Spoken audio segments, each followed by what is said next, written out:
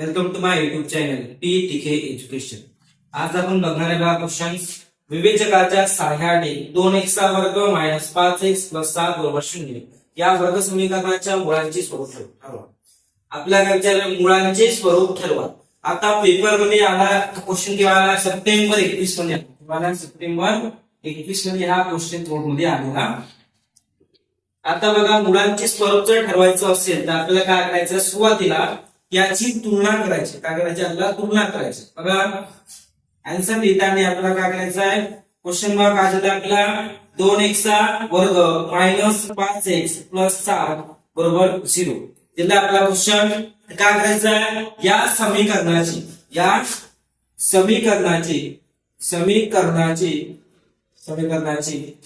ax चा वर्ग + bx + c = 0 शी तुलना करू। काय करायचं इथे, तुलना करू। याची काय करायची, आपल्याला तुलना करायची।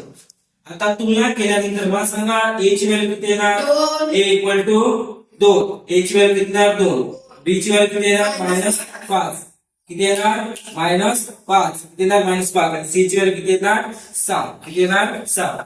तुलना केली आपण, a ची व्हॅल्यू काढली, b ची व्हॅल्यू काढली आणि c ची व्हॅल्यू काढली। आता विवेचक मध्ये काय होते, डेल। काय होते इथे, डेल। डेल ची व्हॅल्यू किती राहते b² - 4ac राहते b² - 4c। याची आपल्याला व्हॅल्यू काढायची राहते। मग व्हॅल्यू कुठे राहतात, इथे काय b चा स्क्वेअर म्हणजे कशा स्क्वेअर -5 चा स्क्वेअर। आता बघा इथे काय साइन आहे मायनस, नंतर काय दिला इथे 4 इंटू काय दिला, a ची व्हॅल्यू किती आहे इथे दिली आपल्याला 2 इंटू c ची व्हॅल्यू किती दिली आपल्याला 7। व्हॅल्यू पुट केले आपण। आता याला करायचं, सॉल्व्ह करायचं। काय येते बघा 5 चा स्क्वेअर किती येणार 25। जरी इथे मायनस साइन असलं तरी मायनसची व्हॅल्यू काय येते, पॉझिटिव्ह मध्ये येते।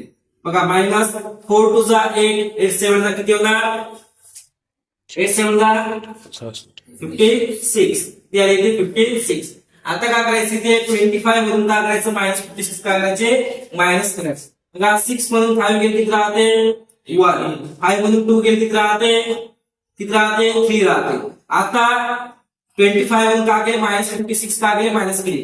आता दोघांमध्ये मोठं कोण आहे -56, एक साइन कोणता आहे 56 समोर मायनस, इथे सुद्धा काय आहे मायनस। आता लक्षात द्या व्हॅल्यू कशामध्ये आली, ते निगेटिव्ह मध्ये आली। कशामध्ये आली, निगेटिव्ह। जर व्हॅल्यू समजा विवेचकाची किंमत समजा 0 पेक्षा जर लहान असेल तर मूळ हे वास्तव नाही घ्यायचं।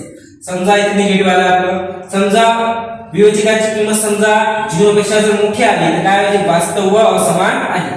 आणि समजा विवेचकाची किंमत 0 च्या बरोबर समजा आली तर काय ते मूळ हे वास्तव व समान आहे, हे लक्षात ठेवायचं। याच्यावरती दरवर्षी पेपर मध्ये क्वेश्चन विचारला। किंवा पेपर आला हा केव्हाचा क्वेश्चन आहे, सप्टेंबर 21 मधला आहे, लक्षात ठेवायचं। धन्यवाद।